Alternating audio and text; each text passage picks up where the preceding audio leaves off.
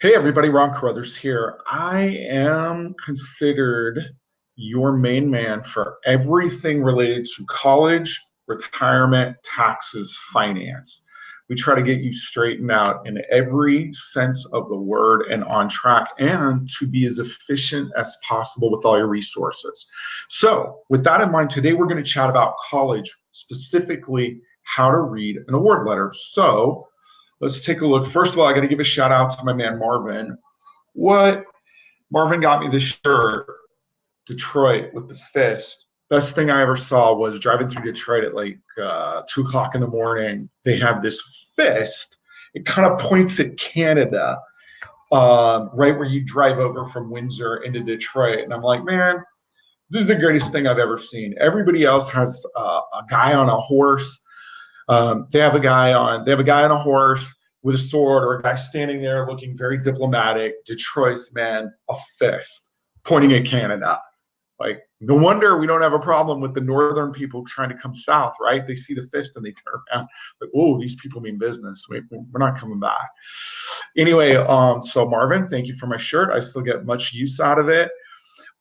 Let me show you guys, one of the things we do is help our clients pay the least amount humanly possible for college. So here's an example. I think I actually showed this to you the other day. This is a family making over $150,000 a year that's getting $23,050 from a Johns Hopkins grant twice.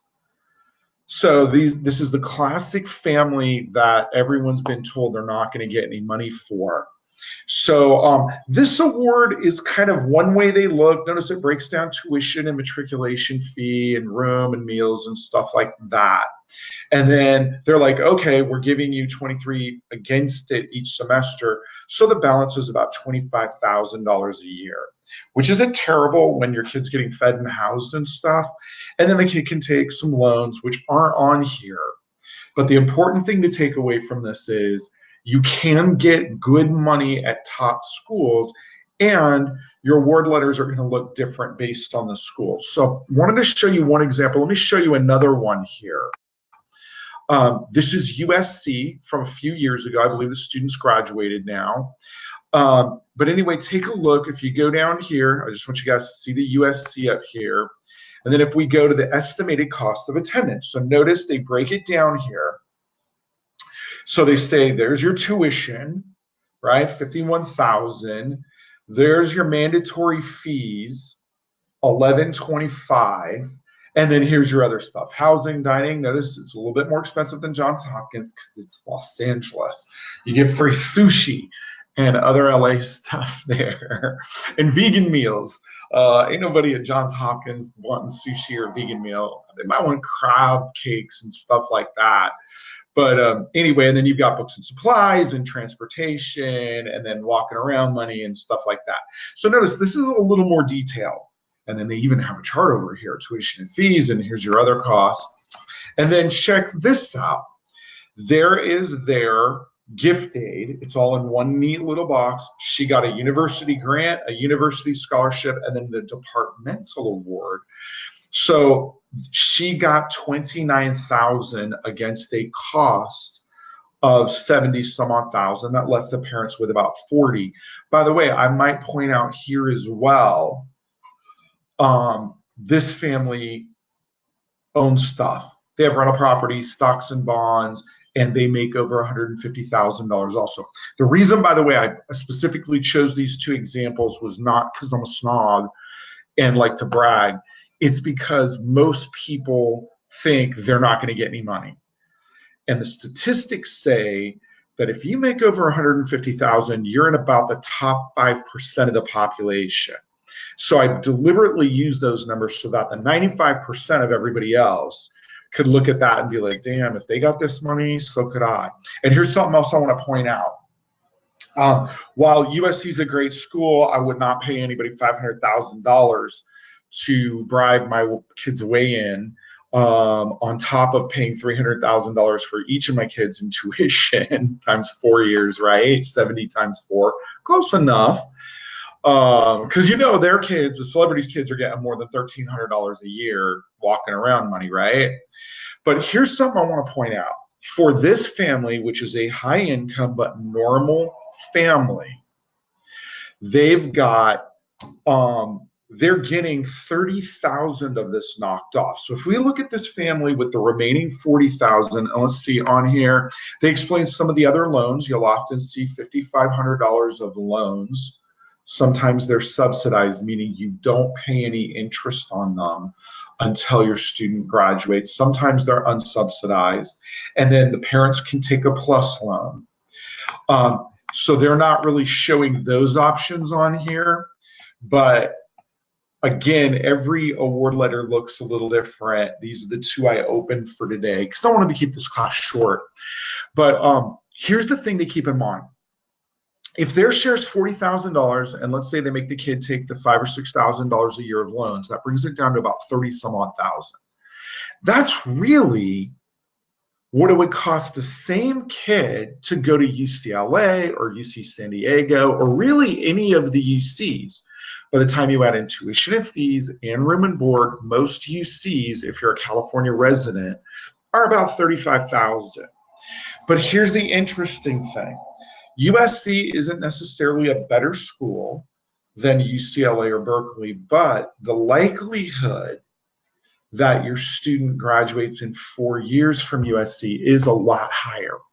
So what does that mean? Well, if your kid's going to go to a UC, and I send tons of kids there to UCs and Cal States, it's really what's best for them. Then you just have to plan that the likelihood that it's going to take 4 to 4.5 years is pretty high. So, by the way, for this family, how we got them the $29,000 was just following all the steps that I teach in my class, which if you haven't taken, you can go take it. Ron's college class. I guess I can pop that up here. Oh, you know what I think I forgot to do?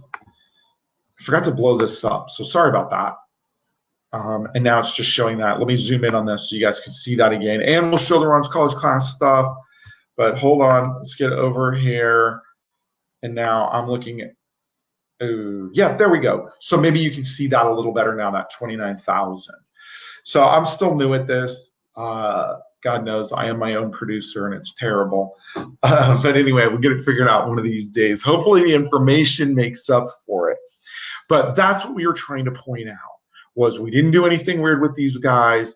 They are not the exception. They are the rule when you know what you're doing and you follow all the steps appropriately. So there's a lot of money that's out there. But that's how you read an award letter. And then I'll tell you more stories. I'll show you a couple of examples of a student that I was just talking to yesterday, and we were deciding between a private and a public school and kind of what the math looks like. I'll come back to you guys in a day or two on that. But for now, here's what I wanted to give you the key takeaways. Number one is you can make over $150,000 and have property and stuff and still get really good awards from top schools like USC, like Johns Hopkins. Secondly, it may not necessarily be cheaper to go to a state school or a community college than it would be necessarily to go to a private school. It doesn't mean the private school is better. It just means it's another option that a lot of people look at and see this 70,000 and they're like, are you freaking kidding me? No, that's not happening. And the reality is it may not be any less affordable than anything else you do. And then the third takeaway is really that you just want to get educated on this. Knowing this, you can do far more than any politician who's trying to make college free or any of those sorts of things. You can help your own family, and a little bit of knowledge here goes a long way. So if you haven't taken the class, check it out. That's how you read an award letter. Tomorrow I'm going to come back to you. I think tomorrow we are talking about some retirement stuff, but I'll probably do 2 Facebook Lives and I'll do another one showing another comparison because I know it's right at decision time for seniors that are going to college. And I know for juniors and sophomores, it's probably time that you're starting to really look at that list. So we want you to have a good list that's appropriate for you. So that's it for today. Again, if you enjoyed this, please share and hit the like. If you have anything you want to see, comment down below. We love that, and we'll do what you want to see there. So that's it for today. We're going to get rid of this. You can just see me, and I will come back to you tomorrow. Talk to you later. And we're shutting down right now.